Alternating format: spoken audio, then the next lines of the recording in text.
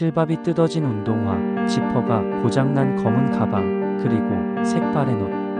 내가 가진 것 중에 해지고 낡아도 창피하지 않은 것은 오직 책과 영어 사전뿐이었다. 집안 형편이 너무 어려워 학원 수강료를 내지 못했던 나는 칠판을 지우고 물걸레질을 하는 등의 허드렛 일을 하며 강의를 들었다. 수업이 끝나면 지우개를 들고 이 교실 저 교실 바쁘게 옮겨 다녀야 했고, 수업이 시작되면 머리에 하얗게 분필가루를 뒤집어 쓴 채 맨 앞자리에 앉아 열심히 공부했다. 엄마를 닮아 숫기가 없는 나는 오른쪽 다리를 심하게 절고 있는 소아마비다. 하지만 난 결코 움츠리지 않았다. 오히려 내 가슴 속에선 앞날에 대한 희망이 고등어 등짝처럼 싱싱하게 살아 움직였다. 짧은 오른쪽 다리 때문에 뒤뚱뒤뚱 걸어다니며 가을에 입던 홀 잠바를 한겨울에까지 입어야 하는 가난 속에서도 나는 이를 악물고 손에서 책을 놓지 않았다. 그러던 추운 어느 겨울날 책 살 돈이 필요했던 나는 엄마가 생선을 팔고 있는 시장에 찾아갔다.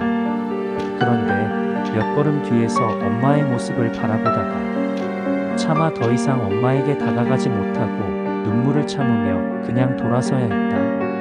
엄마는 낡은 목도리를 머리까지 칭칭 감고 질척이는 시장 바닥에 좌판에 돌아앉아 김치 하나로 차가운 도시락을 먹고 계셨던 것이다. 그날 밤 나는 졸음을 깨려고 몇 번이고 머리를 책상에 부딪혀가며 밤새워 공부했다. 가엾은 나의 엄마를 위해서. 내가 어릴 적 아버지가 돌아가신 뒤 엄마는 형과 나 두 아들을 힘겹게 키우셨다. 형은 불행히도 나와 같은 장애인이다.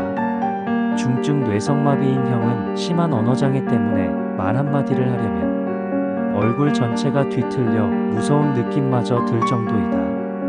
그러나 형은 엄마가 잘 아는 과일 도매상에서 리어카로 과일 상자를 나르며 어려운 집안 살림을 도왔다. 그런 형을 생각하며 나는 더욱 이를 악물고 공부했다. 그 뒤 시간이 흘러 그토록 바라던 서울대에 합격하던 날 나는 합격 통지서를 들고 제일 먼저 엄마가 계신 시장으로 달려갔다.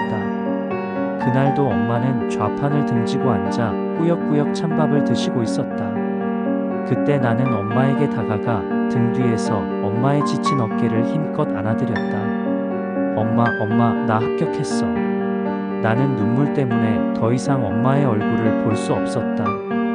엄마도 드시던 밥을 채 삼키지 못하고 하염없이 눈물을 흘리며 사람들이 지나다니는 시장 골목에서 한참 동안 나를 꼭 안아주셨다. 그날 엄마는 찾아오는 단골 손님들에게 함지박 가득 담겨있는 생선들을 돈도 받지 않고 모두 내주셨다.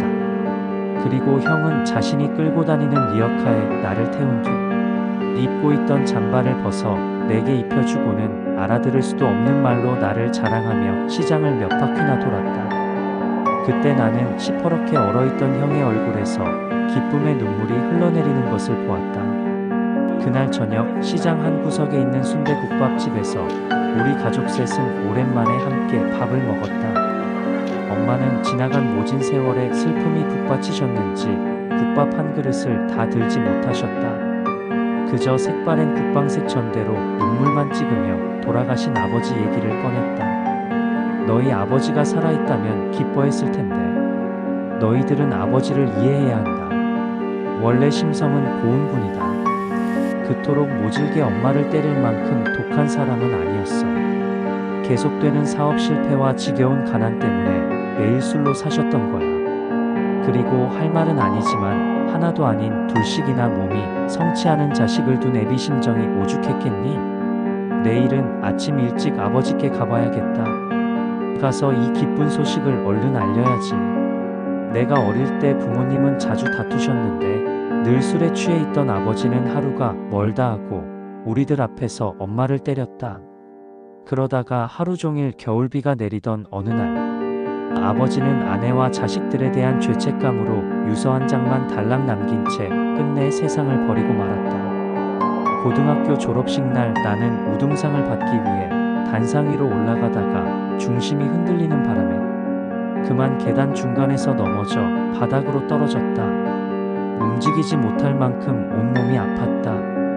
그때 불이 나게 달려오신 엄마가 눈물을 글썽이며 얼른 나를 일으켜 세우셨다. 잠시 뒤 나는 흙 묻은 교복을 털어주시는 엄마를 힘껏 안았고 그 순간 내 등 뒤로 많은 사람들의 박수 소리가 들려왔다.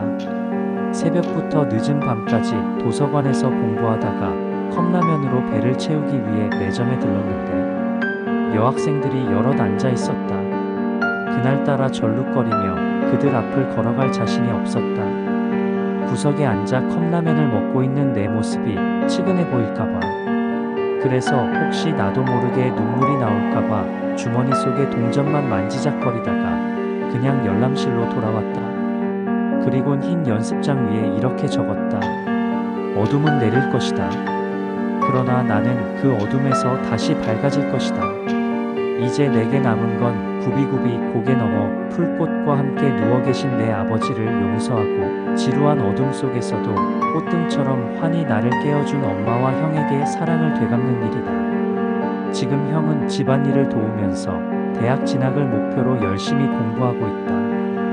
아무리 피곤해도 하루 1시간씩 큰 소리로 더듬더듬 책을 읽어가며 좀처럼 나아지지 않는 발음에 대한 희망을 버리지 않은 채 오늘도 나는 온종일 형을 도와 과일 상자를 나르고 밤이 되어서야 일을 마쳤다. 그리고 늦은 밤 집으로 돌아오는 버스 안에서 어두운 창 밖을 바라보며 문득 앙드레 말로의 말을 떠올렸다. 오랫동안 꿈을 그리는 사람은 마침내 그 꿈을 닮아간다. 는 말이다.